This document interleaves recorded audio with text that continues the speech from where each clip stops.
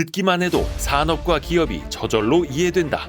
최고의 애널리스트와 제야의 고수들에게 직접 듣는 투자 세미나 와이즈 클럽. 고정 댓글을 타고 오세요. 지식과 지혜를 얻는 가장 경제적인 방법, 성공 예감 별책 프로 시간이 돌아왔습니다. 오늘은 국제 분쟁 전문가와 함께합니다. 서울대 이재민 교수가 쓴 지배의 법칙, 이 책을 이재민 교수와 함께 직접 읽어보시죠. 안녕하세요, 교수님. 안녕하세요. 반갑습니다. 국제 분쟁 전문가. 그러니까 분쟁을 일으키시는 분은 아니시고 이 분쟁을 뭔가 좀 완화하거나 해결하는 그 방안을 찾으시는 분이시죠? 이제 국제 규범을 적용을 해서 국가들끼리의 다툼을 해결하는 것, 뭐 국제 법원도 있고요.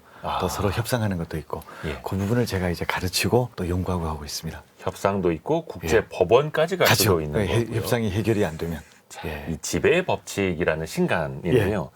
자, 그런데 우리가 지금 이 시기에 국제 규범, 국제 법을 좀 알아야 하는 이유, 정의부터 한번 내려주실까요? 지금 국제 규범이 완전히 리셋이 되고 있습니다. 리셋이 되고 있대요. 원점으로 돌아가서 거의 초기화 단계까지 가서 이제 새로운 제도가 많이 도입이 되고 있는데요. 도입하는 과정에 이제 규범들이 새롭게 그 연구도 되고 실험도 되고 또 그 과정에 다툼도 있고요. 그래서 이제 요 기회를 잘 살려서 규범을 만들 때 우리가 우리 입장을 반영을 하고 우리 아이디어를 반영을 하고 해야 앞으로 한 300년, 400년간 우리하고 우리 후손들이 잘 지낼 수 있다는 게 이 책을 쓰게 된 동기였습니다. 이게 국회에서 입법 활동을 할 때 아니면 법을 개정할 때 각각의 이해관계자들이 막 로비하고 시위하고 하듯이 국제법을 다시 만들 때도 대한민국이 우리의 입장을 우리가 목소리를 내야 된다. 중요한 거였네요. 그러니까 지금은 이 기자님 그 미국, 중국, EU 뭐 이런 강대국들이 자기들 아이디어를 갖고 이거를 뭔가 해보려고 노력을 많이 하고 있거든요. 사실은 우리가 미중 갈등이라고 많이 이야기하지 않습니까? 한 2016년부터 지금까지 한 8년째 됐는데요. 여러 가지가 있지만 그 핵심에는 새로운 질서를 찾는 그 새로운 질서의 그 규범적 그 체계를 중국은 자기들이 원하는 체제를 가지고 가려고 하고 미국은 또 자기들이 원하는 체제를 가지고 가려고 하는 그 규범적인 충돌 부분이 지금 발생하고 있는 상황입니다. 다 자신들 유리한 대로 끌어가려고. 그렇죠. 자, 그 과정에서 우리가 불이익을 겪으면 안 되니까 또 국민적인 관심도 필요할 테고요. 하나하나 배워보겠습니다. 또 이게 국제법이라고 하면 왠지 이제 멀어 보입니다. 너무 멀죠. 이게 국가와 국가 간의 엄청난 그 큰 틀이지 나의 삶과는 전혀 이게 직결된 게 없는 것 같은데라고 생각할 수도 있거든요. 맞습니다, 기자님. 그 학교에서 이 수업을 시작하면 제일 먼저 이제 학생들이 질문하는 게 그 부분입니다. 이거 뭐 왜 내가 고민해야 되는가? 정치하시는 분들이나 외교부나 이런 데서 신경 쓰는 제일 높으신 분들이나 그런 분들이 생각을 하는 그 주제들이 맞는데요. 사실은 이 국제법이라는 게 그 단계를 통해서 이미 우리 국내 사회 곳곳에 크게 확산돼 있습니다. 그래서 개인적인 생활에도 많이 들어와 있고요. 뭐 예를 들어서 가까운 저 편의점에 가서 뭐 물건을 사거나 슈퍼마켓에 가거나 아니면 지금 뭐 저희가 쓰고 있는 핸드폰도 그게 어떻게 연결이 되고 어떻게 구동이 되는지를 사실은 그 국제 규범에 따라서 인공위성이 돌아가고 인공위성에서 주파수를 분배하고 그 주파수에 따라서 한국에서 누군가가 그 통신을 받아서 또 이제 우리한테 보내는 거거든요. 그러니까 사실은 표준 같은 것도 그것도 이제 국제 규범에 따라서 움직이고 있습니다. 그러니까 이게 뭐 어젯밤에 보는 뭐 넷플릭스건 뭐 우리 소셜 미디어 메타건 뭐 전부 다 사실은 그거를 구동시키는 규범들이 각각 숨어서 작동을 하고 있거든요. 그러니까 이게 그 대통령이나 또 국왕이나 외교장관이나 이런 사람들이 고민하는 이슈도 맞지만 또 한편으로 큰 회사 또 작은 회사 또 우리 같은 일반인들도 이런 규범 체제에서 이미 같이 숨쉬고 있는 거죠. 그러니까 이게 규범이 바뀐다라고 하면 아까 이 기자님 말씀하신 것처럼 대한민국의 그 미래도 큰 영향을 받지만 사실은 저 같은 사람들이나 우리 모든 사람들의 개인적인 생활도 이제 크게 영향을 받을 수밖에 없는 이제 그런 상황이라고 볼 수가 있겠습니다. 저는 예전에 느꼈던 게 한 EU FTA 맺을 때였을 거예요. 비엔나 소세지라는 이름도 함부로 쓰면 안 된다. 그리고 그 유럽의 작곡가들 사후 70년까지 저작권을 이제 보장을 해야 된다. 이런 것도 많이 배웠었는데. 정확하신 지적이십니다. 우리 일반인들의 어떤 소비 생활하고도 밀접한 연관들이 또 있을까요? 우리가 뭐 물건을 사고 또 물건을 팔고 하는 게 당연히 국제 규범에 따라서 움직이는 것은 예. 물론이고요. 또 한편으로 우리가 원하는 물건을 사고 싶지만 판매가 안 되는 경우도 있고요. 예. 또 우리가 사지 말아야 될 물건들이 우리가 부지불식간에 들어오는 경우도 있고요. 해서 항상 모든 정부들이 원하는 물건들을 가지고 오고 예를 들면 또 우리가 원하지 않는 물건들, 오염된 물건들은 못 가지고 오게 하기 위해서 네. 항상 눈에 불을 켜고 이렇게 국경에서 지키고 있거든요. 그러니까 그 자체도 전부 다 각각의 국가들끼리 만드는 규범으로 어떻게 검사하고 어떻게 평가하고 뭐는 들어올 수 있고 뭐는 못 들어오고 그 나름의 룰이 다 있다고 볼 수가 있겠습니다. 근데 이게 사실 좀 어렵고 너무나 이제 거시적인 문제일 수도 있는데요. 네. 교수님은 이제 법을 전공하신 걸로 네. 알고 있는데 네. 그 중에서도 어떤 계기로 이 국제법에 관심을 갖게 되셨어요? 제가 원래 국가들끼리 이 관계에 관심이 많았습니다. 어. 국가들끼리 관계에 관심이 많아서 네. 이 세계사나 또 이제 지금 돌아가는 현대사나 이렇게 보게 되면 국가들끼리 이제 협상을 하다가 이 기자님 이게 잘 안 되면 극단적으로 전쟁도 하잖아요. 네. 그런데 협상하고 외교 협상을 하고 마지막 극단적으로 전쟁, 우크라이나 러시아 전쟁, 지금 같으면 중동 전쟁까지 가는데 아주 극단적인 경우고요. 대부분의 한 95% 정도의 국가들끼리의 논의는 그 중간 단계에서 왔다 갔다 하는데 결국은 이 규범이라는 틀을 갖고 다투더라고요. A 국가는 자기들이 생각하는 규범을 갖고 와서 설명을 하고 설파를 하고 또 B 국가는 거기에 그 반대되는 규범을 갖고 와서 논의를 하고 해서 상당한 논의가 이 규범을 그 틀로 해서 진행되는 경우가 많이 있습니다. 근데 그 규범 자체도 어떻게 보면 예. 자기네들 힘의 논리로 만든 것일 수도 있고 예. 그냥 있는 규범을 아전인수격으로 자기네 유리하게 해석하는 것도 있을 수 있고요. 예. 그 규범은 만들어져 있는데요. 예. 그 규범을 해석할 때 여러 국가들이 그 강대국이건 약소국이건 예. 자기들한테 유리한 그 방향으로 해석과 적용을 하기 위해서 노력을 많이 합니다. 뭐 그거는 동네 친구들끼리 말싸움하는 그렇죠. 거나 그렇죠. 국제사회나 똑같습니다. 비슷한 거 똑같습니다. 이게 우리 국내법도 있지만 국내법도 네. 명확하지만 때로는 그게 분쟁이 되면 예를 들어서 정부에서는 의료법을 이렇게 해석을 하고 예, 가령 예. 의사단체에서는 의료법을 저렇게 해석하고 예. 그렇지 않습니까? 예. 그러니까 모든 법규범은 이제 이해관계 그룹들이 그 틀 내에서 이제 다툼이 생기는데요. 마찬가지로 국제법도 마찬가지로 그 틀 내에서 논리적인 다툼이 활발하게 일어나고 있습니다. 그 동네에서 친구들이랑 오징어 게임이나 이게 공기놀이 할 때도 예. 야 우리 동네에서는 이게 규칙이야 그렇죠. 뭐 이렇게 그렇죠. 주장하는 거랑 비슷한 겁니다. 예. 그 룰을 짤 때 잘 만들어 둬야 나중에 이게 우리가 원할 때 이런 룰에서는 이렇게 해석을 하겠구나라는 게 가능해지거든요. 또 하나 이런 의문도 드는데요, 교수님. 네. 이제 국제법을 꼭 지켜야만 한다라고 생각을 하는데 안 지키는 나라들이 많습니다. 그러면 이제 북한의 도발을 왜 국제법으로 못 막는 거냐? 러시아가 우크라이나 침공한 건 왜 국제법으로 못 막았고 왜 제대로 제재도 못 하고 있고 네. 2년 넘게 전쟁도 못 끝내고 있고 이렇게 되면 이거 뭐 국제법 있으나마나 한 거 아닙니까라고 또 되물을 수도 있지 않습니까? 네. 이 기자님 말씀이 사실은 우리가 흔히 이제 가장 자주 접하게 되는 국제법에 대한 근본적인 이론. 질문입니다. 네. 근데 이렇게 보실 수가 있습니다. 제가 아까 이 기자님 말씀하신 이제 국제법이 사실은 그 외교장관이나 높은 사람들의 그 고민거리뿐 아니라 일반인들 생활에도 크게 영향을 미친다는 말씀을 드렸는데요. 네. 그 시각에서 바라보게 되면 전쟁 같은 경우 아까 말씀하신 예. 이제 국제 규범에 분명히 다른 나라를 침공하면은 안 된다라는 규범이 있거든요. 네. 이제 그거를 위반해서 전쟁이 발생하기도 하지 않습니까? 네. 이렇게 볼 수 있는 것 같아요. 그 국가들은 결국은 그거를 갖고 정당화를 많이 합니다. 정당화. 예를 들어서 지금 러시아하고 우크라이나가 이 기자님 네. 전쟁을 하지 않습니까? 네네네. 동시에 국제 법정에서 엄청나게 싸우고 있습니다. 그 놀랄만한 게 우크라이나 러시아 전쟁, 러시아가 우크라이나를 침공한 게 2022년 2월 24일이었습니다. 예. 바로 이틀 뒤에 예. 두 나라가 동시에 국제법원 헤이그에 있는 국제사법재판소에 가서 네. 지금껏 다투고 있습니다. 그러니까 전쟁이라는 것도 하지만 그 극단적인 상황에서도 동시에 이제 러시아 입장에서는 여러 가지 논리를 갖고 와서 뭐 국제적으로 설득력은 없습니다만 왜 이게 자신들의 전쟁 행위가 현재 국제법 규범 체제에서 정당화되는지를 한참 설명을 하고 있고요.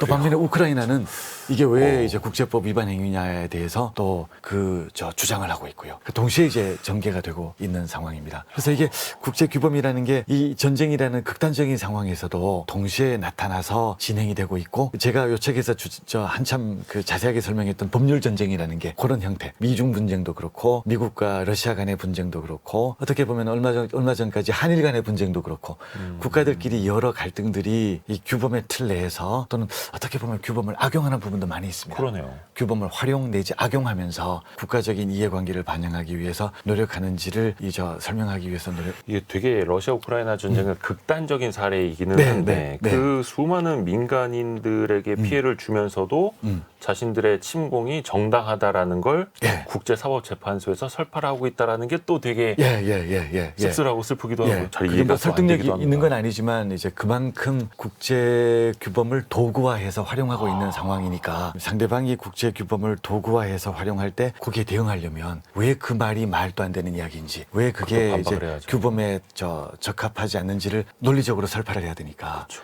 그게 이제 중요한 부분이라고 하겠습니다. 근데 국제 규범에 대한 전쟁 예. 같은 행위는 이제 비행기 사고하고 비슷합니다. 비행기 사고랑 예. 비슷하다고요? 그러니까 이게 그 대부분의 이게 한 98% 계량화하면 95%, 98% 대부분의 국가 간의 협상이나 또는 국제 활동 행위는 다 국제 규범에 따라서 이루어지고요. 네. 아주 예외적으로 위반 행위가 발생하는 경우가 대부분입니다. 그런데 그 위반 행위가 신문에 크게 나오거든요. 왜냐하면 국가가 국제법을 준수했다는 내용은 신문에 보도되지 않습니다. 우리가 신문에 접하는 것들은 대부분 A국이 B국에 예를 들어서 통상 제재를 가한다 또는 외국인을 차별한다 또는 극단적으로 이 기자님 얘기하신 것처럼 뭐 전쟁이 생겼다 하는 그런 내용들만 이제 신문에 보도되는 내용이다 보니까 사실은 우리 비행기 사고처럼 이게 뭐 너무 극단적인 아주 비행기라면 희박한 확률이지만 네네네네. 한 번 터졌을 때 크게 신문에 보도되고 화두가 기억에 되는. 남고 뭐 우리가 미국이나 유럽에 갈 때 뭐 그냥 자유롭게 비행기 타고 왔다 갔다 하지만 비행기 사고가 나기 전까지는 사실은 잘 모르고 그렇죠, 있지 않습니까? 그렇죠. 예, 이런 것도 또 그거하고 조금 비슷한 부분들이 있습니다. 그리고 어찌 보면 이제 평소에는 대부분의 나라들이 국제법을 잘 이제 준수를 하고 있는데 이런 큰 안 좋은 사례들이 터질 때 네. 또 피해도 클 수 있으니까요. 그렇죠. 또 우리가 그렇죠. 주시를 해야 되는 거고. 예, 이 책의 부제를 보면요. 지배의 법칙, 네. 충돌하는 국제사회, 재편되는 힘의 질서인데요. 그러면 이 국제 질서는 사실 이제 거의 힘의 원리로 가게 되는데 그 힘의 질서가 그럼 지금은 어떻게 바뀌고 있는 겁니까? 이게 근본적으로 큰 변화가 있는데요. 지금 우리가 살고 있는 체제가 1648년에 만들어진 체제거든요. 1648년이요? 너무 오래됐죠. 400년 전입니다. 지금 국제 체제가 아까 얘기하신 왜 A국이 B국을 주권을 침해하고 공격을 하고 또 B국은 언제 그런 방어 전쟁을 하고 등등 우리가 생각하는 이런 현대 국제 질서가 만들어진 게 1648년입니다. 유럽에서부터. 그러니까 이게 1648년이면 제가 아주 쉬운 비유를 들면 수업 시간에 제가 많은 비유를 합니다만 그게 인조 26년입니다. 영화 남한산성이 있지 않습니까? 이병헌 나오는 남한산성이 그때가 병자호란인데요. 그게 1636년이니까 그 직후입니다. 우리 남한산성 병자호란 그 상황에서 만들어진 국제 규범이 지금까지 있거든요. 이게 세계 1차 대전, 2차 대전도 아니고 그 전에 1600년대에 만들어지는 그 질서의 틀이다. 틀이 그대로 남아 있는데 그 틀이 지금 크게 바뀌고 있습니다. 가장 대표적으로 뭐 쉬운 예로 디지털 체제, 사이버. 드디어 국경하고 떨어진 뭔가가 생겼거든요. 국경과 상관없이 사람도 왔다 갔다 하고 심지어 사이버 전쟁처럼 전쟁도 하고 드디어 이제 우주에도 가고 또 책에도 설명했습니다만 관심도 별로 없던 남극이나 북극으로도 가고 디지털 경제가 들어오고 이런 부분들은 원래 옛날에 1648년 체제에서는 가령 영국 땅, 프랑스 땅, 독일 땅 영토를 이렇게 나누고 그 영토에서 이제 주권자 왕이 있고 이 사람들의 관계를 어떻게 규율할 것인가를 갖고 이제 국제사회의 틀을 잡은 게 지금까지 내려오고 있거든요. 근데 지금은 영토 자체가 의미가 없어져 버렸고요. 또 지금 또 우리가 많이 느끼지만 민간 섹터가 너무 크게 커져 버렸고요. 국가보다가 훨씬 큰 예를 들어 애플, 또 우리나라 기업이지만 예를 들어 삼성전자, 뭐 이 국가보다가 훨씬 영향력이 큰 디지털 기업들이 생겼고, 이러다 보니까 그 기존의 룰로 커버가 안 되는 새로운 현상들이 많이 나타나고 있습니다. 그래서 이제 미국이나 중국이나 유럽이나 이 국가들이 이 AI를 어떻게 규율할 것인가, 디지털 체제를 어떻게 규율할 것인가, 이제 심지어 우주로 우리가 가야 되는데 우주 활동을 어떻게 규율할 것인가, 또 이제 북극해를 어떻게 규율할 것인가, 이 새로운 영역에 대한 규율에 대한 그 다툼의 시작이 이제 되었습니다. 그래서 제가 리셋이 된다고 말씀드렸던 게 물론 옛날 룰이 그대로 적용되는 부분들도 많이 있지만 핵심적인 부분에서 사실은 원점에서부터 재검토가 이루어지고 있는 이제 그런 상황입니다. 400년 전에는 영토의 경계가 제일 중요했고 그렇죠. 지금은 그 그렇죠. 디지털 경계가 그냥 하루가 다르게 새로 그어지고 있는 상황이니까요. 예, 영토 자체가 사라져 버렸습니다. 그러네요. 그래서 예. 유럽에서는 이제 미국의 빅테크 기업들을 막 규제하려고 하고 그렇죠. 또 미국에서는 중국의 테크 기업들을 규제하려고 하고 어지럽습니다. 예. 구체적인 이야기는 또 뒷부분에 해볼게요. 예. 키워드를 하나씩 들어보면서 더 네. 깊이 들어가 보겠습니다. 오늘의 책. 이재민 교수가 쓴 지배의 법칙. 이것이 궁금하다. 키워드로 풀어볼게요. 첫 번째 키워드. 신냉전의 서막. 사실 냉전 시대라는 이야기는 참 많이 들어봤고 네. 이게 신냉전 시대다라는 이야기를 근래 또 많이 듣고 들었죠. 있는데요. 네. 정확히 어떻게 좀 나눠서 볼 수 있을까요? 예. 냉전 체제가 오래 지속되지 않았습니까? 1991년까지 이 기자님. 이제 그때 냉전 체제의 핵심 아이디어는 이념의 대립이었던 것 같습니다. 이념의 대립. 예, 크게 이야기하면 뭐 자본주의 체제, 그다음에 공산주의 체제. 이제 그게 91년도에 공산주의 체제가 이렇게 그 대부분 몰락하면서 이제 냉전이 끝났다라고들 이제 얘기를 했던 것 같습니다. 지금 신냉전 체제는 그 이념의 대립이 아니라 국가들끼리 이제 새로운 국제 환경에서 그룹을 새로 짜서 이제 정면 대결의 양상으로 들어가고 있는데요. 여기는 이념이 아니라 자신의 국익들을 어떻게 요거를 정교하게 논리화시켜서 서로 대립시키는지 그 제도의 다툼으로 나아가고 있고요. 그 핵심의 규범이 자리 잡고 있습니다. 요즘 아마 Z세대들은요. 예. 이념이라는 단어도 거의 못 아마 거의 들어봤을 모를 거예요. 겁니다. 예. 그렇게 어려운 말이 있었나 싶을 예, 정도로. 예. 근데 이제는 이념에서 예. 이해관계로 넘어간 거네요. 예, 이해관계로 넘어갔고 하다 보니까 이해관계가 맞는 국가들이 하나의 그룹이 생겼거든요. 미국하고 유럽하고 생각이 조금씩은 다릅니다. 세부적으로 들어가면. 근데 미국, EU, 그다음에 또 캐나다, 일본 이런 국가들 또 우리도 거기 포함됩니다. 크게 보면은요. 네네네. 요 국가들이 생각하는 게 조금씩은 다르지만 큰 그림에서는 앞으로 미래가 이렇게 나갔으면 좋겠다. 또 그 틀에서 지금 규범이 새로 이제 리셋된다고 하니까 새로운 규범, AI 규범이건 디지털 규범이건 이렇게 한번 짜봤으면 좋겠다는 게 하나 그룹이 생겼고요. 네. 또 반대쪽에는 러시아, 중국, 또 어떻게 보면 북한도 있고요. 뭐 이런 국가들은 그거 아니다. 새로운 질서는 이렇게 짜는 게 맞다라고 그룹이 만들어지고 있고요. 그 이제 그룹끼리 대결이 이게 점점 치열해지고 있는 듯합니다. 그래서 그걸 신냉전이라고 우리가 부르고 있는 듯해요. 이제는 저마다의 국익에 따라서 끼리끼리 예. 어떻게 보면 이제 나랑 뭉칠 사람, 나랑 놀 사람 여기 모여라. 예. 예, 여기 모여라. 부탁도 하고 을르기도 하고 지금 그러고 있습니다. 근데 이제 그 가장 큰 틀로 이제 나뉘어져 있는 게 G2 간의 네. 어떻게 보면 이제 패권 다툼일 수도 예. 있겠고 여기도 경제, 외교, 안보 다 맞물려 있는데요. 관련된 책들도 정말 많이 나오고 있고 많이 있죠. 미중 많이 간의 있죠. 갈등, 이 G2 간의 갈등의 끝은 결과는 승부는 어떻게 혹시 교수님 예상하세요? 참 이 기자님 정말 그 미래를 예측하는 해안이 있어야 되는데요. 거의 지금 100년짜리 100년짜리 국제 질서의 지금 뭐 핵심입니다. 미중 갈등. 그 미중 미국과 중국 간의 헤게모니 다툼이 일어나고 있다는 것은 뭐 우리가 다 알고 있고요. 통상 부분에서 나타나고 교역, 통상, 또 투자, 인권, 이제 가령 대만 같은 경우에는 무력 충돌, 또 아까 얘기한 디지털, AI, 우주 전방위적으로 미중이 대립하고 있거든요. 다 엮여 있습니다. 다 엮여 있습니다. 우주에서도 지금 미국하고 중국이 경쟁하고 있거든요. 이게 전부 다 북극에서도 그렇고 남극 대륙에서도 그렇고 이게 뭐 전방위적으로 지금 진행이 되고 있고 그래서 이게 사실은 미중 간의 갈등이 단순히 우리는 국내에서는 이렇게 생각하는 것 같아요. 통상 문제.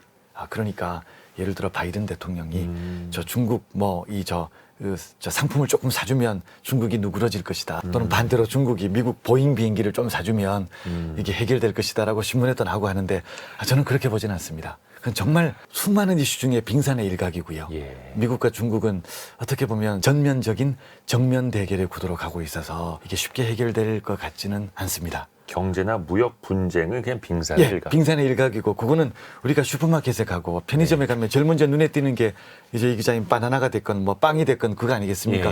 그 우리 입장에서는 빵 가격이 오르면 물가가 올랐구나라고 느끼는 것처럼 그 밑에 이제 수많은 엄청난 빙산이 있고 위쪽에 있는 빙산의 일각을 보고 우리가 느끼는 것처럼 그냥 무역 분쟁은 가장 눈에 띄는 거니까 그걸 갖고 우리가 이야기를 하는 거지 그 밑으로 들어가게 되면 그 미중 간의 갈등은 너무 뿌리가 깊고요. 저 뒤편까지. 예, 예. 그 핵심적인 그 드라이빙 포스, 요거를 움직이는 여러 구동 장치 중에 핵심적인 모터가 규범의 대립. 미국과 중국은 여기에서 자기들이 승리를 하려면 지금 논의가 되는 이 국제 질서를 어떻게 판을 짜느냐가 중국은 드디어 이 대역전극을 노릴 호기가 왔다. 중국은 200년간 서양 세력에 이제 굴복해서 핍박의 시기를 뭐 걸어왔다고 느끼고 있지 않습니까? 뭐 지금도 그럴 테고. 지금도 그렇고요. 예. 예, 그거를 반전시킬 절호의 기회가 왔다는 게 중국이고요. 반면에 미국이나 이제 유럽은 이 자기들의 주도권을 계속 밀어붙이려고 하고 그게 지금 전방위적으로 나타나고 있는 상황입니다. 앞으로의 미래는 예측하기는 힘들지만 이게 참 최근 10년만 놓고 보면은요. 네. 이 기자님 10년만 놓고 보면은 미국이 이걸 알고 중국을 굉장히 압박을 했거든요. 엄청 압박하고. 엄청 압박을 했거든요. 예. 그래서 중국이 상당히 코너에 몰렸습니다. 그래서 실제로 경기도 안 좋아졌고. 경기도 안 좋아졌고 아마 더 중국은 더 힘들어질 가능성이 큽니다. 예를 들어 반도체 분야를 보면 미국이 반도체 분야에 너무 이제 중국의 목줄을 쥐고 있어서 네. 중국이 상당히 힘들어졌거든요. 네. 그런데 혹시 이게 새로운 영역에서 대표적으로 AI 분야입니다. AI하고 혹시 그 양자 기술이라는 분야가 예. 있는데요. AI하고 양자 기술하고 반도체가 지금 미중 간의 대결이 이루어지는 미중 대결 3부작인데요.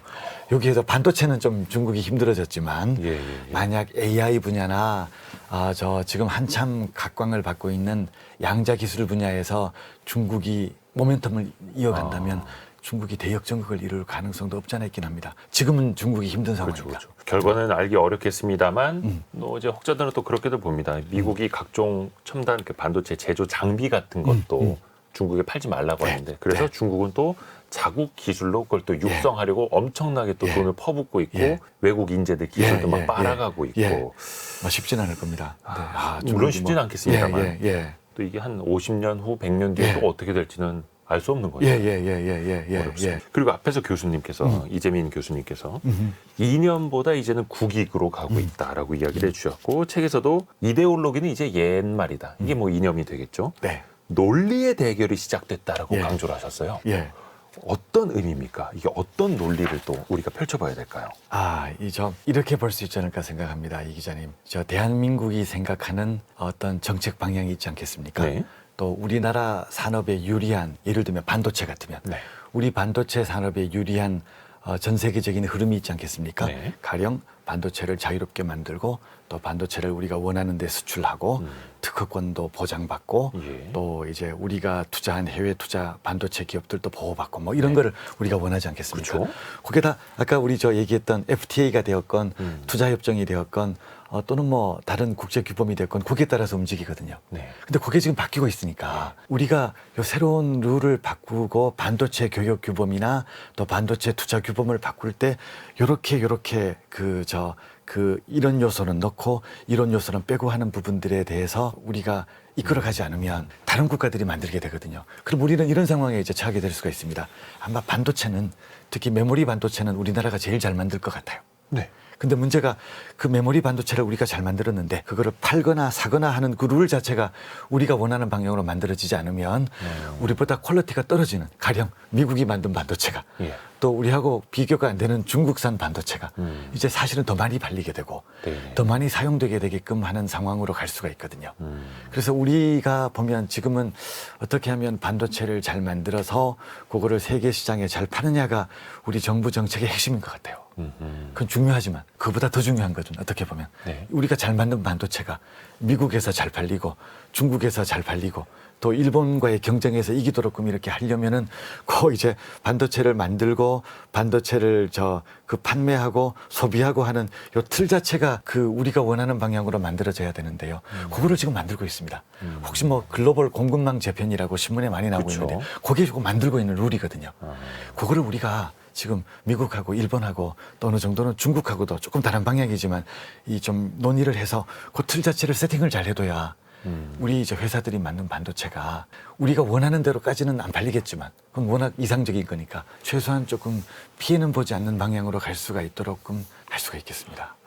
이 반도체 산업 공부하시는 분들이나 그 관련 산업에 투자하시는 분들은 아마 들어보셨을 텐데 그래서 최근에는 반도체 에치슨 라인이 새롭게 그어지고 있다. 뭐 이런 이야기도 그런 나오고 말 많이 있고. 하고 있죠. 정말 예. 중요한 거죠. 예. 우리가 자연 환경을 직접 만들 수는 없지만 예. 글로벌 무역 경제 환경은 또 직접 만들 수 있다. 예. 네. 이거 역시 근데 또 힘이 있어야 되는 거예요. 네. 아무리 결국 반도체 잘 만든다고 해서 자연스럽게 팔 수 있는 건 아니니까. 맞습니다. 예. 반도체를 잘 만드는 거는 출발점이고 예. 또 그게 잘 팔리도록 하는 거는 그 우리가 잘하는 기술을 세계에 잘 투사시키는 능력인데요.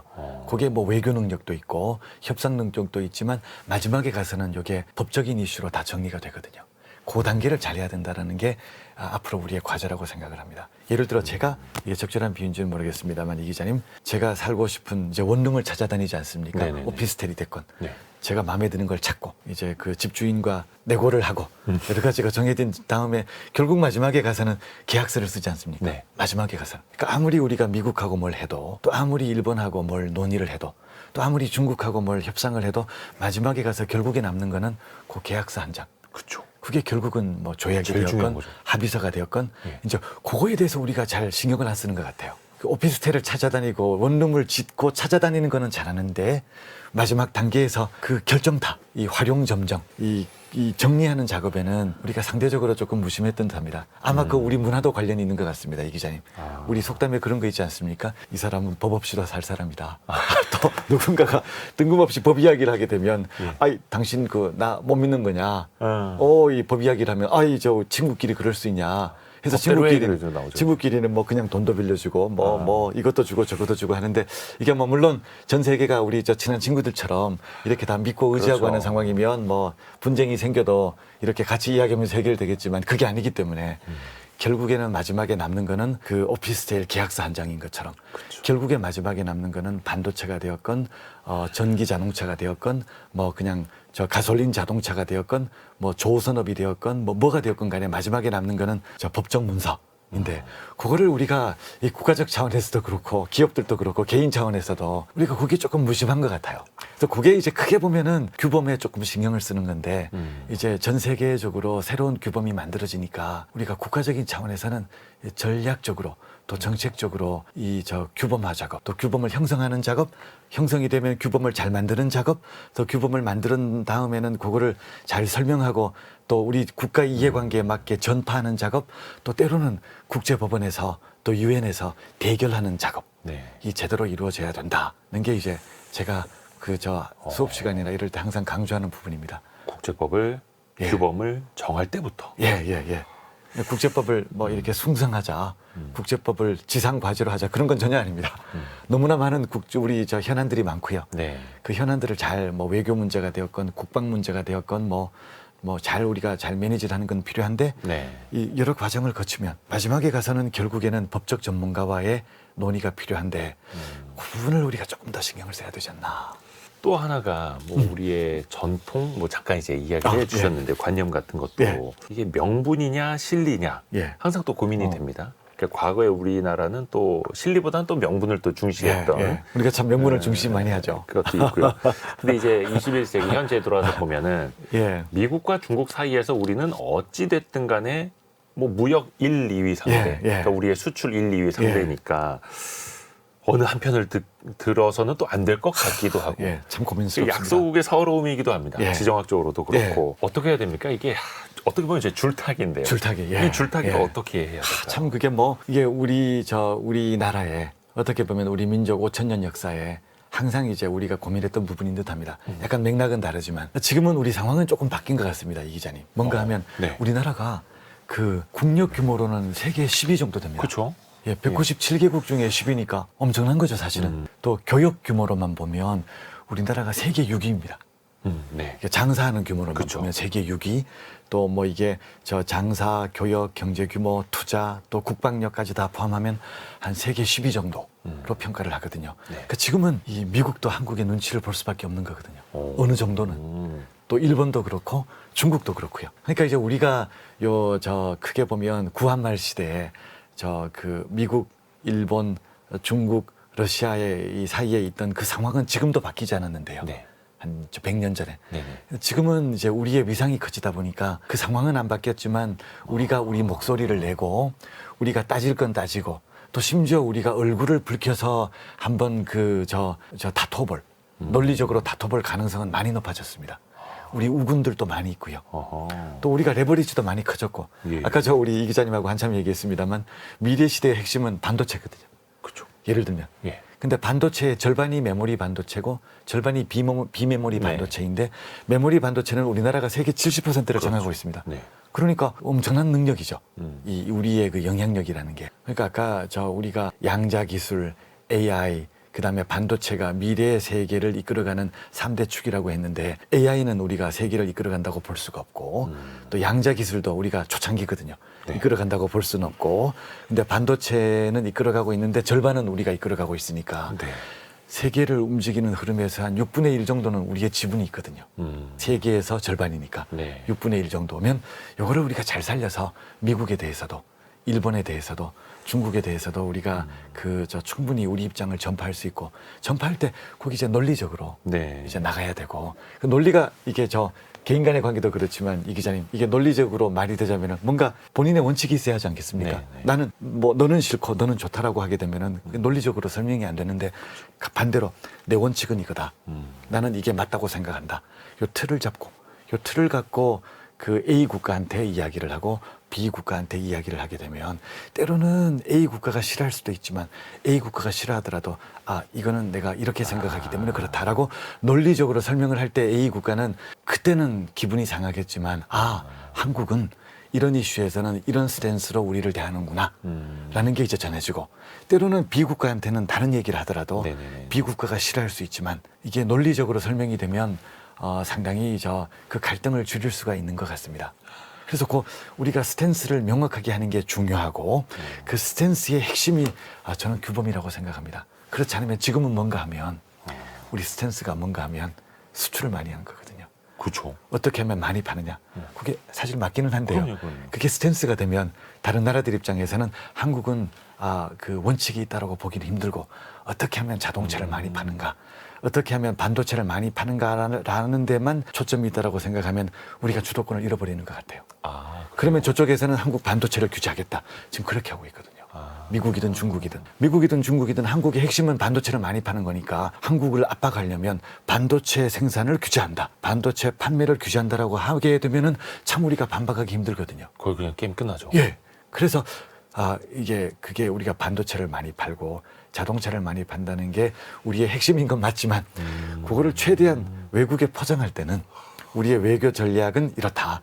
그 외교 전략의 핵심은 우리가 생각하는 국제 교역 질서, 국제 투자 질서, 또 지금 한참 세계적인 이야기가 되고 있는 AI 규범의 기본적인 질서는 이거다라고 이제 그걸 잡고 그거를 토대로 이제 우리가 원하는 국익을 전파하는 게 그게 법률 전쟁인데요. 그게 되어야 미국이 한국을 바라볼 때도 한국은 이게 세계 12의 규모의 국가고 세계 질서에 미래 질서에 6분의 1의 지분이 있는데 이렇게 얘기하는구나라고 할 때 조금 더 우리가 설파가 되고 이게 우리를 무시하기 힘든 상황으로 이어가는데 그게 되지 않으면 이제 우리가 참 힘든 그 위치로 가지 않을까 생각합니다. 중국도 마찬가지고요. 그러네요. 그러니까 중요한 거는 실리냐 명분이냐 따졌을 때 실리를 극대화하는 명분이면 가장 좋은 건데 이게 사실 말이 쉽지 현실로는 쉽지는 않을 텐데 그 배경에는 그 타당한 또 논리가 있고 그 논리로 국제사회를 설득해야 된다라는 말씀이시고요. 그 외교의 전설이라고 하는 그 헨리 키신저가 말한 것처럼 영원한 적도 영원한 친구도 없는 세계에서는 어떻게 보면 이제 국익 그걸 최대화할 수 있는 논리 또 그걸 앞세워서 국제법 규범에도 우리의 목소리를 또 많이 담겨 가도록 해야 될 테고요. 다음 키워드도 같이 한번 들어보시죠. 다음 키워드. 선을 넘는 디지털 시대. 지배의 법칙 이 신간을 서울대 이재민 교수와 함께 이야기를 재미있게 나눠보고 있습니다. 자, 다음 키워드는 선을 넘는 디지털 시대가 나왔는데 그냥 디지털 시대가 아니라 선을 넘는다. 라는 건 어떤 의미예요? 이게 1648년 체제를 아까 얘기를 했는데요. 그게 선에 기초한 체제입니다. 1648년, 400년 전에는 그냥 지금까지 영토, 선 기준으로 해서 예를 들어 유럽으로 1648년 유럽에 가보면 프랑스 땅은 여기까지.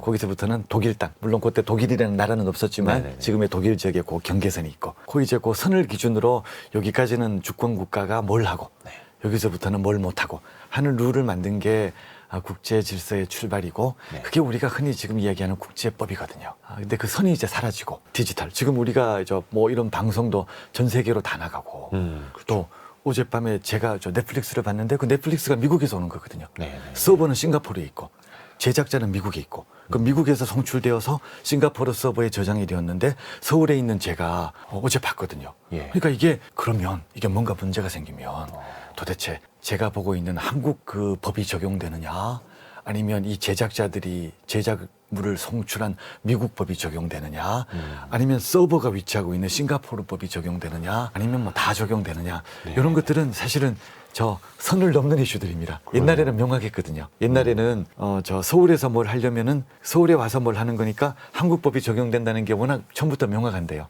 지금은 디지털 체제는 이게 줌 수업을 해도 그렇고 네. 줌 회의를 해도 그렇고 뭐 넷플릭스를 봐도 그렇고 제가 이따가 저 방송이 끝나고 나서 네. 제 소셜 미디어에 접속을 해도 그렇고 또 제가 제 핸드폰으로 예를 들어서 뭔가 주식 거래를 해도 그렇고 네. 이게 핸드폰을 제가 서울에서 했으니까 우리 법이 한국 법이 적용되는 거냐 요새 저 테라 권도형 씨가 미국에서 처벌한다는 네네네네. 것처럼 한국 사람이지만 어. 제가 핸드폰으로 뭘 주식 거래를 했는데 미국에서 누가 피해를 보니까 미국 법원에서 나를 처벌하려고 하는 거냐 등등 이런 것들이 전혀 옛날에는 그 400년 전부터 지금까지는 생각해보지 못한 범죄도 일어나고 돈을 버는 사람들은 또 엄청나게 벌고 일론 머스크처럼 그렇죠. 이게 뭐 그 생각해보지 못한 이슈들이 나타나는 게 이 선을 넘는 디지털 사회. 아니 그러면 그걸 하나하나 다 규정을 해야 될까요? 예를 들어서 예전에 이제 생산 국가, 메이드 인 코리아, 메이드 인 차이나 이게 선을 긋는 게 가능했는데 디지털에서는 이거를 경우에 따라서 다 규범을 세세하게 정해야 되는 건지 어떻게 해야 될까요? 아마 엄청나게 긴 세월이 걸릴 것 같습니다. 이게 세상이 다 바뀌었기 때문에. 예. 근데 중요한 거는 일단 이걸 인정을 하고 네. 그러면 기존 규범 중에 우리가 작동이 안 되는 게 있거든요. 네. 아까 얘기하신 것처럼 메이드 인 USA. 도대체 메이드 인 USA가 뭐냐? 예. 이제는 미국에서 어떻게 만들어져야 메이드 인 코리아가 되고 메이드 인 USA가 되느냐도 이제 많이 바뀌었거든요. 네. 그런 기존 규범 중에 우리가 바꿔야 될 것들이 뭐가 있는지를 정하고 또 새로운 룰 중에 일단 핵심적인 부분들을 어떻게 정할 것인지에 대해서 뭔가 이 큰 틀을 먼저 정하는 게 필요하다고 생각합니다. 아하. 세부 조정 작업은 그 다음에 이루어져야 되는데요. 지금은 큰 틀에서의 그 논의가 막 시작이 되었습니다. 그거를 이제 우리가 지금 요 틀을 만드는데 큰 틀을 잘 잡아야 되는 게 지금 중요한 과제입니다. 큰 틀이 잘못 잡혀 있으면 이게 나중에 세부적인 걸 바꾸기도 힘드니까요. 근데 여기서도 또 맞부딪히는 두 나라가 나옵니다. 미국과 중국. 예. 그 디지털 경기 이것도 이제 되게 모호하다고 우리가 이야기를 하고 있는데 대표적으로 최근에 뭐 틱톡에 대해서 틱톡. 예. 바이트댄스가 보유한 틱톡 서비스를 미국에서는 이제 막 강제로 매각하도록 법안까지 예. 만들었고요. 예. 중국은 당연히 이제 반발을 하고 있고요. 그렇죠. 거의 이게 기술 IT 플랫폼을 넘어서 이제 막 국가 안보까지 연장이 되지 않습니까? 예. 이런 현상은 좀 어떻게 보세요? 지금 디지털하고 국가 안보가 그 손을 잡고 같이 가고 있거든요. 이게 왜 그런 현상이 생겼는가 하면 규범적인 측면에서 바라보면 이렇습니다. 이게 우리가 지금 살고 있는 규범이 잘 작동되지 않는다는 거는 제가 말씀드렸죠. 네네네. 규범이 있지만 규범이 안 맞는 분야가 더 많이 생겼습니다. 그러니까 국가들끼리도 보면은 이게 원래 옛날 규범이 있지만 현실 생활에 맞지 않거든요. 네네. 그러니까 뭘 생각하는가 하면 규범이 있지만 규범이 제대로 맞지 않는 부분들이 많이 생기니까 국가들이 선택지는 두 가지밖에 없지 않겠습니까? 하나는 나 규범 무시한다. 규범을 어기겠다. 두 번째는 그 규범을 최대한 내가 한번 지키지만 내가 원하는 바를 얻겠다. 그 두 가지가 지금 유일한 해결책인데요. 첫 번째를 하는 국가도 가끔 있습니다. 근데 거의 드물어요. 왜냐하면 국가들이 국제 규범을 나는 조약을 위반한다. 국제법을 위반한다는 이야기를 하는 게 너무나 부담이 크거든요. 러시아 같은 나라도 그런가요? 예, 심지어 그런 그래요? 나라도. 심지어 그런 나라도 누가 봐도 규범 위반이라는 걸 알지만 공식적으로 발표하는 걸 굉장히 꺼리거든요. 그래서 뭔가 계속 명분은 만들어내려고 하는 거고요. 그러니까 두 번째 옵션으로 가는 게 많은데 두 번째 옵션으로 가면은 이제 국제 규범이 있는데 그 국제 규범을 내가 지킨다. 예. 그런데 국제 규범에 따라서 내가 움직인다는 이야기를 많이 하게 되거든요. 하면서도 뭔가를 계속 얻어내야 되는데 그런데 이게 전부 다는 아닌데요. 그러니까 지금입니다. 지금 국제 규범에 들어가 있는 여러 이제 조항들이나 규범들이 많이 있는데 거기에 쉬운 이야기로 하면 치트키가 있습니다. 치트키가 나오나요? 치트키가 있는데 그 치트키가 뭔가 하면 국가 안보 예외입니다.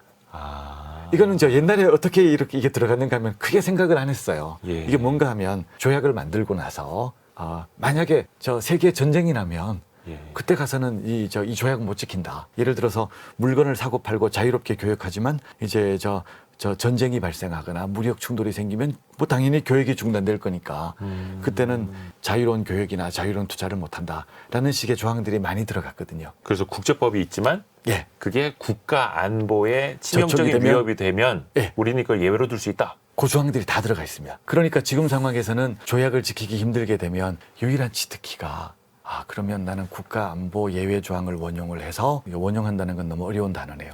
국가안보 예외 조항을 내가 써서 네. 내가 지금 하는 여러 가지 행동들을 정당화시키겠다라는 아이디어를 이제 생각할 수밖에 없죠. 그러니까 미국대로 중국대로 최근에 일본도 한국과의 이제 분쟁에서 일본도 일본대로 이제 유럽대로 많은 국가들이 국가 안보에 대한 관심이 커져갈 수밖에 없죠. 아니 근데 이게 예를 들어서 뭐 화약이나 예. 뭐 통신 장비나 예. 이런 게 넘어가서 저기 우리 국가 안보에 지대한 예. 위협을 줄 수 있어라고 주장하는 거 이해가 되는데 맞습니다. 아니 SNS 애들 뭐 맞습니다. 춤추고 뭐 영상 뭐 챌린지 공유하고 이것도 그러니까요. SNS도 안 보고 심지어 반도체도 이제 안 예. 보다라고 대놓고 이야기를 예. 하면서 예. 우리는 국제법보다 예. 국가 안보가 우선이니까 SNS도 예. 그렇고 반도체도 그렇고 규제할 거야라고 하면 예. 이거 어떻게 대응을 해야 됩니까? 정말 이거 발상의 전환입니다. 참. 예. 이게 제가 오랜 기간 이 분야를 학교에서 가르치면서 예. 국가안보 얘기가 나오면 방금 우리가 얘기했던 그것만 생각했거든요. 무력 충돌, 예. 또 탱크, 뭐 전투기, 군사 장비. 군사 장비, 예. 군인 예. 이 생각했는데 그 조항을 다시 봤더니 그렇게만 국한되어 있지는 않습니다. 그것도 들어가 있는데 여타 다양한 국가 위기 상황에도 이 조항들이 커버될 수 있는 이 상황들이 커버될 수 있는 내용들이 들어가 있긴 합니다. 안 규정들이요. 먹으면 다 규제할 수 있다는 거죠. 예, 그러니까 거기 경제 분야도 들어갈 수 있고, 예. 저 얼마 전에 끝난 뭔가요? 코로나19도 포함됩니다. 이 조항들을 크게 손을 봐야 되는데 지금 그 작업은 지지부진한 상황이고, 그것도 지금 규범을 바꿀 때 당장 논의해야 될 내용이 그 내용입니다. 네네네. 그러니까 그거를 지금 그대로 둔 상황에서는 이 경제 분야나 틱톡이나 이런 부분들이 네네네. 국가 안보에 왜 들어가지라고 생각하는 게 있지만 한편으로 왜 안 들어가냐라고 물어볼 때 거기에 대한 반박이 딱히 떠오르지 않거든요. 그러니까 이게 강대국들이 요거를 지금 그 활용, 그다음에는 이제 오용, 그다음에 남용하는 단계까지 들어갔습니다. 우리가 피해를 제일 많이 봅니다, 지금. 그러게요. 이게 국가별로 자신들의 국익에 따라서 선을 자기들 마음대로 이제 그어놓고 아니면 그어져 있는 선을 자신들 유리하게 또 해석을 하고 하는 건데 우리 기업들은 그럼 어떻게 해야 되는 겁니까? 그 기업들이 참 그 피해를 많이 보고 있죠. 예. 그러다 보니까 기업들은 그 여러 루트로 이제 이런 그 새로운 그 규제 움직임들이 나오니까 예.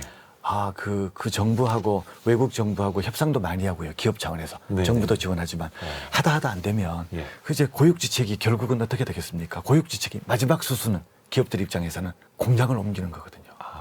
공장을 옮겨서 중국으로 가버리는 거거든요. 어쩔 수 없습니다. 공장을 옮기고 이러면서. 이제 미국으로 가버리는 거거든요. 예. 요새는 또 중국에서 문제가 생기니까 베트남으로 많이 가버렸죠. 인도로도 가고. 인도로도 가고. 예. 예. 그러니까 이제 공장을 옮겨서 로고나 브랜드는 한국 기업이지만 법적으로는 인도 기업이 되는 거거든요. 옮긴다는 얘기는.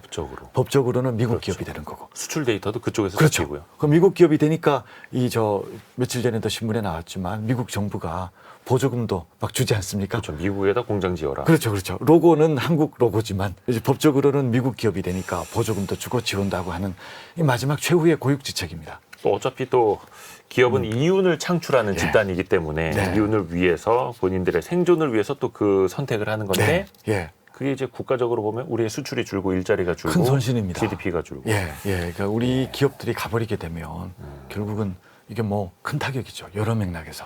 갈 거리가 참 많네요. 예. 복잡한 이야기입니다. 예. 다음 키워드도 같이 한번 들어보시죠. 지금 여러분께서는 주말에만 만나는 성공예감 별책 부록을 듣고 계십니다. 오늘의 책은 이재민 교수가 쓴 지배의 법칙, 다음 키워드, 남극, 북극, 우주로 간다. 앞서서 이제 영토의 경계가 문제가 아니다. 디지털 시대에는 이 이야기 해주셨는데 남극, 북극, 심지어 우주까지 갑니까? 예, 이게 1648년 체제에서는 영토 국가들끼리 선을 그어서 그냥 거기서. 이거를 규율하는 게 출발점이었고 지금까지 이어져 왔는데요. 네. 그걸 본격적으로 허물어뜨린 게 디지털 체제고 예. 그다음에 새로운 영역으로 가는 게 이제 우주. 그래서 우주에서 지금 뭐 미국, 중국, 러시아가 경쟁하고 있고요. 우리가 뛰어들었습니다. 드디어. 그래서 미국, 중국, EU, 일본, 인도, 한국이 지금 새 영역에서 경쟁하고 있고 또 이제 북극도 원래 관심이 없었거든요. 네. 이 대부분 사람들이 북극하고 남극의 차이를 잘 모릅니다. 그냥 똑같이 느껴지는데 그냥 얼어있는 땅. 예, 북극은 뭐 북극곰이 있고 예. 남극은 펭귄이 있고 그 차이밖에 모르는데 사실은 법적으로는 전혀 다릅니다. 오. 남극은 대륙이거든요. 아. 남극은 땅입니다. 그러니까 옛날부터 가져가려고 했어요. 다툼도 크고 땅이니까 이 가져가려고 하는 거고 북극은 바다입니다. 바다니까 가지고 갈 수가 없고 아하. 바다에 적용되는 규범이 적용되느냐 마느냐를 갖고 다투다가 적용되어라 큰 관심도 없었습니다. 왜냐하면 어차피 얼어 있으니까 배가 못 가니까 네. 북극에 관심이 없었거든요. 네네네. 근데 북극이 이제 지구 온난화 때문에 녹거든요. 그러니까 배가 가게 됐습니다. 그러니까 이제 북극이 바다로서의 모습을 갖게 되니까 항로가 열리고 자원 개발도 가능하니까 북극 연안 8개국이 가만히 지켜봤더니 드디어 북극이 드디어 처음으로 이게 바다가 됐거든요. 바다처럼 예. 보이니까 룰을 만들기 위해서 자기들끼리 그룹을 만들었습니다. 남극 대륙도 남극 대륙에 대한 그 다툼이 컸지만 새롭게 더 이 남극에 대한 활용 가능성이 커지다 보니까 네네네. 다툼이 커지고 이 드디어 그 뉴스페이스라고 해서 민간 기업들이 요새 우주 로켓을 많이 쏘잖아요. 그렇죠. 자원 개발도 하고 드디어 우주 관광도 하고 하니까 이제 우주의 활동도 새로운 차원에 들어서면서 우주로의 경쟁도 치열해지고 결국은 기존에 생각하지 못하던 영역에서의 이 국가들끼리 대립이 커지니까 아까 얘기했던 신냉전도 거기에서 벌어지고 미중 갈등도 거기에서 벌어지고 규범 형성 작업도 거기에서 벌어지고 하니까 이제 우리 입장에서는 디지털도 우리가 이제 강점이 있고 우주 산업도 이제 우리가 우주항공청도 새로 만들어서 지금 나가고 있고 예. 또 북극도 우리가 원래 북극에 관심이 많았거든요. 우리가 북극 항로를 쓰면 유럽으로 갈 때 한 25% 정도 이제 그 경비가 절감된다고 하고 네. 그러니까 요 모든 영역에서 우리가 큰 이해관계가 있습니다. 우리가 좀 그 신경을 많이 쓰고 지금 참여하고 있는 영역들입니다. 남극, 북극뿐만 아니라 우주까지. 네. 그 우주 이야기가 나서 말인데요. 네. 지금 그 별자리 관측 좋아하시는 분들이 좀 하소연을 많이 하신다고 합니다. 그 스타링크, 일론 머스크가 쏘아올린 그 저궤도 인공위성이 네. 너무 많아서 예, 별자리를 관측하기 힘들 정도라고 하는 거예요. 그렇겠네요. 그것도 하나의 이제 공해가 됐고 그러네요. 또 산업 기술 안보 측면에서 보면은 그러네요. 스타링크가 이제 우크라이나도 이제 지원을 해서 통신이 되도록 해주고 예. 있는데 어느 날 갑자기 스타링크가 통신을 끊어버린다. 그렇죠. 그러면 이제 그 나라는 통신의 암흑이 되는 그렇죠. 거고요. 어, 일종의 이게 또 민간 기업의 권력이 될 수도 있는 것 아니겠습니까? 맞습니다. 맞습니다. 이거는 우리가 아직까지는 그럼 뭐 이제 법이 없는 지대인데 네. 이거는 우리가 어떻게 선을 그어야 되겠습니까? 지금 뭐 말씀하신 게 지금 첨예한 이슈입니다. 예. 지금 뭔가 하면 요새 뉴스를 보시면 얼마 전에도 스페이스X가 그 펠콘 9이라는 로켓을 쏴서 네네네. 오디세우스라는 그 민간 기업이 만든 달 착륙선이 달에 착륙했습니다. 예, 예. 그러니까 참 신기해. 나사가 한 게 아니고요. 그렇죠. 나사가 한 게 아니라 나사는 돈만 대고 예. 그 스페이스X라는 일론 머스크의 회사가 로켓을 쏘고 거기에 실린 달 탐사 착륙선도 민간 기업이 만든 오디세우스라는 그 달 탐사 착륙선이 그 갖고 요 모든 게 민간 기업들이 하고 있거든요. 그러니까 이게 그 옛날에 우리가 요 우주 활동을 규율하는 규범에서는 국가들만 규율하는 규범들이 67년에 규범을 만들어서 지금까지 적용이 되고 있습니다. 아하. 이게 우리가 잘 모르지만 67년에 우주조약이라는 게 있습니다. 예. 그래서 1967년 우주조약이 만들어졌을 때는 국가들이 우주로 가는 활동만을 규율했거든요. 그러니까 그냥 달에다가 깃발 꽂았다고 예. 해서 달은 내 거 이거 안 된다는 거죠. 못하게 돼 있습니다. 예, 예. 근데 지금은 민간 기업들이 들어가면서 우주에 가서 이 채굴도 하고 와서 팔기도 하고 네네. 하는 게 지금 가능해졌거든요. 점점. 그러다 보니까 그러면은 기존의 우주조약과는 이게 맞지가 않는데 민간 기업들이 참여하고 또 아까 얘기하신 것처럼 민간 기업들이 참여만 하는 게 아니라 실제 주도적으로 하고 그다음에 이제 우주에서 뭘 갖고 와서 판매를 하고 이런 현상들은 기존에는 생각하지 못했던 현상들입니다. 정확하게는 별 관심이 없었습니다. 왜냐하면 어차피 우주는 우리 얘기했지만 그냥 먼 동경의 대상이고 그쵸. 달만 그 별만 쳐다보는 거였지 거기 가서 뭘 한다는 생각을 못했으니까 그쵸. 그거를 뭐 누구 땅이라고 하건 뭐 어떻게 하건 큰 관심이 없었는데요. 드디어 가니까 그러니까 미국 기업들이 가서 이 여러 가지 개발을 해서 그 수익을 창출하면 기업들에게 주겠다는 예. 게 미국의 아이디어고 그거를 갖고 요새 이제 아르테미스 계획이라고 많이 예. 하거든요. 그때 중국하고 러시아가 미국한테 그 무슨 이야기냐? 우주 조약을 보면 거기는 우주가 인류 공동유산이라고 되어 있거든요. 네네네. 75억 명 공동의 유산입니다. 네. 그러니까 우리 공동의 유산인데 왜 미국이라는 나라가 미국 기업들하고 같이 가서 개발해서 그 수익을 창출하느냐. 수익을 창출하면 n분의 1을 해야 된다. 75억 분의 1로. 그게 이제 저 개도국이나 뭐 그 중국이나 러시아 이 국가들의 지금 주장이거든요. 네네네. 그러니까 이제 그것도 사실은 이제 지금의 틀로서는 그 규율이 안 되는 영역입니다. 한 번도 해보지 않은 일이기 때문에요. 그러니까 그 나라, 그 회사들 입장에서는 아, 그럼 내가 뭐하러 이 천문학적인 맞습니다. 돈을 쓰면서 네. 우주 개발하겠어? 또 이러고 있는 예, 거고요. 예, 예. 야, 어렵습니다. 우리 심쿵 한방도 마지막으로 같이 들어보실까요? 오늘의 심쿵 한방. 지배의 법칙을 관통하는 핵심 구절. 한방에 정리합니다. 글로벌 법률 전쟁. 강 건너 불이 아닌 발등의 불이다. 도망 다니지 말고 우리도 정면 승부를 해야 한다. 두려워 말고 우리도 호랑이 등에 올라타자. 호랑이 등에 올라타자. 예. 아, 참, 예. 뭐 이 책의 내용을 담은 키워드가 법률 전쟁, 정면 승부하자. 정면 승부. 예. 이제 할 위험도 수 있다. 있지만, 네. 위험도 있지만 이게 우리 속담 중에 호랑이 등에 올라탄다는 이야기 있지 않습니까? 예. 호랑이가 무섭지만 옵션이 호랑이한테 물리느냐, 호랑이를 타고 호랑이를 아주 잘 조정을 해서 힘들지만 네. 리스크 테이킹을 하느냐.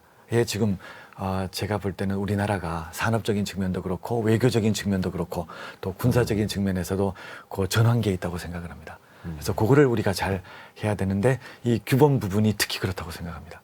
우리가 규범 이슈나 또 크게 보면 국제법, 국제규범, 더 크게 보면 국제규범인데요. 여기에 대해서 뭐라 그럴까? 우리가 관객의 입장, 방관자는 아닌데 관객의 입장. 어차피 뭐 규범은 뭐 세계에서 만들고 큰 국가들이 만드니까 그 규범을 만들면 그 규범 내에서 우리가 잘 그냥 한번 순응해서 따라가 보자라는 게 우리의 그동안의 주된 스탠스였는데요.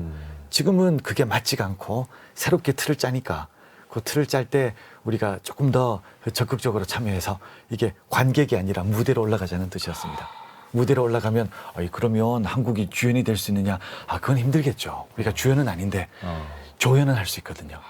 조연이나 조연도 뭐 조연 1, 조연 2, 조연 3, 뭐 조연 4 이렇게 있지 않겠습니까? 비중 있는 조연. 예, 비중 있는 조연은 할 수 있거든요. 우리가 세계 10위의 국력이고 그쵸. 세계 6위의 경제 규모면 뭐 비중 있는 조연, 뭔가 의미 있는 역할을 하는 조연은 될 수 있으니까 그 조연의 역할을 하는 생각을 하고 법률 전쟁에 한번 참여해 보자 하는 게 요 책에서 강조하고 싶었던 부분들입니다. 우리 스스로 우리를 과소평가할 필요는 없는 거고요. 뭐 과대평가해도 안 되지만 예. 과소평가해서도 안 되겠다. 일각에서는 이제 그러니까. G7을 G8으로 넓혀서 대한민국을 이제 포함시켜야 되는 거 아니냐라는 주장도 맞습니다. 합니다만 네. 우리가 스스로 또 목소리를 낼 수도 있는 네. 거고 네. 이제 외교 그 국제 뉴스 보면 자꾸 이제 프랑스 마크롱 대통령이 네. 여기도 끼고 저기도 가고 막 중재자 역할을 하지 네. 않습니까? 네. 네. 그런 거 이제 우리가 또 이제 깔때기를 대면서 네. 좋은 표현입니다. 우리의 어떤 국제경제 수장이나 예. 대통령이 예. 먼저 나서서 예. 우리 막 국익을 과시할 수도 있는 거. 맞습니다. 이것도 하나의 방법이 되겠네요. 네. 그 국제사회를 이끌어가는 거는 제가 볼 때는 미국하고 중국이라고 생각합니다, 지금. 예. 그다음에 EU하고 포함시키면 미국, 중국, EU가 지금 국제 질서를 이끌어가고 있다고 생각합니다. 이게 주연 국가들인 것 같아요. 네. 그런데 그 중간중간에 비중 있는 조연들이 있는데요. 이제 저희가 이제 그 국제 규범을 하는 사람들 입장에서는 요 국가들을 그 이성의 목소리를 내는 국가, 영어로 하면 voice of reason, 이성의 목소리를 내는 국가라고들 표현을 하거든요. 네. 뭔가 하면 적절한 레벨의 국력이 있는데 항상 합리적인 이야기를 많이 하거든요.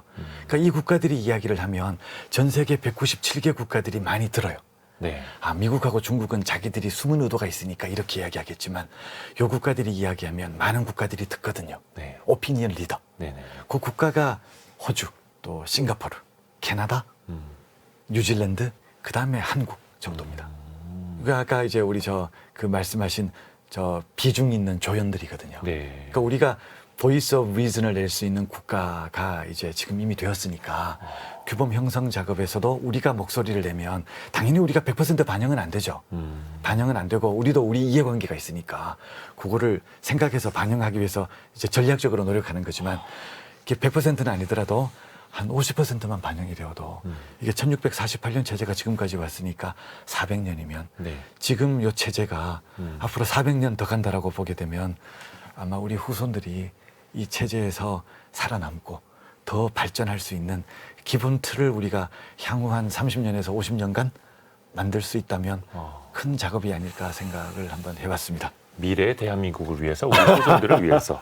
예, 400년을 위해서. 예. 네. 오늘 국제 분쟁 전문가 서울대 이재민 교수와 함께 지배의 법칙 함께 읽어봤습니다. 고맙습니다. 고맙습니다. 감사합니다. 네.